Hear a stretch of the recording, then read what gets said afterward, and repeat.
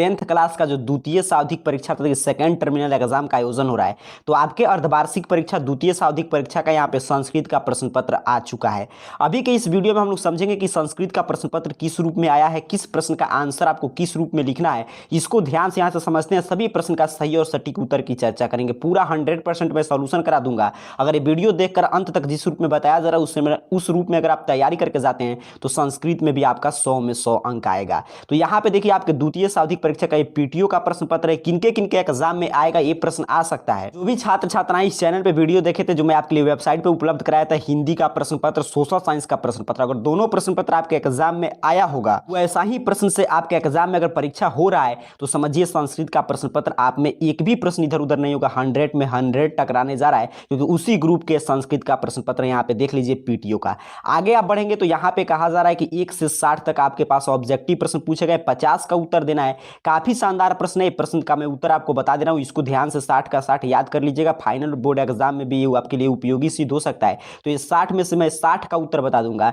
आप कोई भी 50 अपने स्वेच्छा से, आपको जिस पे भी डाउट लगे वो 10 प्रश्न छोड़ सकते हैं, बाकी 50 आपको बना देना है। फिर जैसे ही एग्जाम में आप ऑब्जेक्टिव प्रश्न सॉल्व कर लेंगे, आगे बढ़ेंगे। यहाँ पे देखिए प्रश्न पत्र इसी रूप में इस साल प्रिंट किया गया है। तो यहाँ पे है सब्जेक्टिव प्रश्न। सब्जेक्टिव प्रश्न में सबसे पहले गद्यांश पूछा गया संस्कृत में, और उसके बाद गद्यांश से कुछ यहाँ पे 4-5 प्रश्न पूछे गए। इसका उत्तर लिखना है। यहाँ पे ध्यान से उत्तर लिखिएगा। कुछ का उत्तर एक पद में लिखना है और कुछ का उत्तर पूरा वाक्य में लिखना है। और यहाँ पे कह रहा है कि इसका गद्यांश का शीर्षक दीजिए। फिर आगे बढ़िएगा तो आगे उसी तरह एक और गद्यांश यहाँ पे पूछा गया है, और गद्यांश में भी उसी तरह फिर के आगे एक शब्द में उत्तर लीजिए, फिर पूरा शब्द में पूर्ण वाक्य में उत्तर देना है।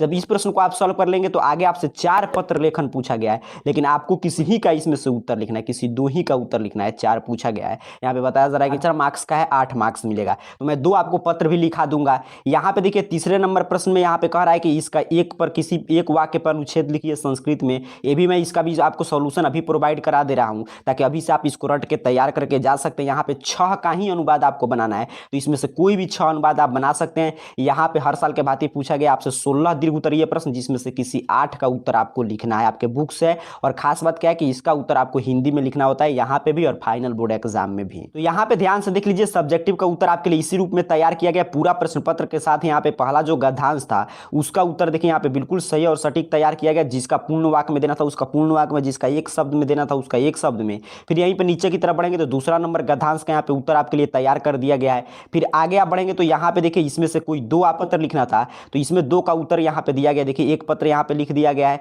और फिर यहाँ पे संस्कृत में लिखना था दूसरा पत्र, तो दूसरा पत्र का भी उत्तर यहाँ पे दे दिया गया है। फिर आगे आपसे पूछा था कि किसी एक पर अनुच्छेद लिखिए, तो यहाँ पे देखिए अनुच्छेद भी आपके लिए लिख दिया गया है। परोपकार पे साथ ही वाक्य में लिखना था। फिर आगे इसमें से कहा था कि 6 का संस्कृत में अनुवाद कीजिए, तो यहाँ पे नीचे की तरफ देखेंगे तो 1 2 3 4 5 6 का यहाँ पे संस्कृत में अनुवाद कर दिया गया है। फिर नेक्स्ट प्रश्न था कि 8 का उत्तर आपको हिंदी में लिखना था, तो यहाँ पे देखिए 1 2 आगे बढ़ेंगे तो 3 4 5 6 7 8 प्रश्न का उत्तर यहाँ पे आपके लिए हिंदी में लिख दिया गया है। तो जो मैं आपको संस्कृत का